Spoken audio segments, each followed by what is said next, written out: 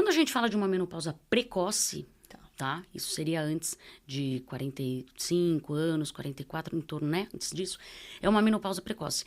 Aí tem que fazer. Por quê? Porque você tá envelhecendo pelo menos uns 6, 7 anos antes, né? Entra a questão estética, mas não é a prioridade, né? Porque às vezes o paciente está lá e não está buscando a questão estética. Entra a estética. Mas entra uma coisa muito importante que é o metabolismo ósseo. Sim. Quando a mulher entra na menopausa, né? Quando a gente tem diminuição hormonal, a degradação óssea acelera muito. Tanto que você não vê jovens com osteoporose. Você só vê senhoras com osteoporose, né? O osso a gente tem, ao longo da vida, um processo que forma e degrada, forma e degrada. Quando a gente diminui a parte hormonal, essa o estrogênio, né? O estrogênio, particularmente. Principalmente. Essa parte que forma, ela é deficiente. Então, fica degradando.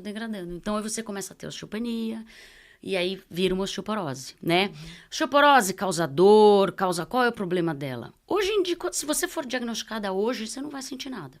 A nossa preocupação é o quê? Fratura. Então, a gente tá falando de uma coisa lá 15, 20 anos lá pra frente, entendeu? Fratura, aquela história da senhorinha, ela caiu, quebrou o fêmur, ou ela quebrou o fêmur, né? Quebrou o fêmur e caiu, ou caiu e quebrou o fêmur? Exato. Né? Acho que isso não é tão óbvio pro pessoal em casa, mas muitas idosas, né, que tem queda, muitas vezes não é que a pessoa cai e quebra o osso. Exato. Mas é que o osso tá tão frágil que o osso quebra e a pessoa cai. Exatamente. Né? E aí, você me corrige se eu estiver errada, mas existe uma estatística que geralmente um idoso, depois que quebram o osso, né, é acamado e tudo mais, em menos de um ano ele tende a falecer. Exatamente, porque aí começa a ter outras complicações. Exatamente. Né? Isso a gente falando de fratura de fêmur. Se a gente pensar numa fratura de vértebra, você pode ter uma lesão medular, né? Você pode ter um outro comprometimento aí muito grave. Então, imagina você tá super saudável, mas você entrou na menopausa com 42, com 60 você tem uma fratura de vértebra. Você entende? Então, assim, isso é uma coisa que as pessoas também não veem, não é dito, mas é muito importante.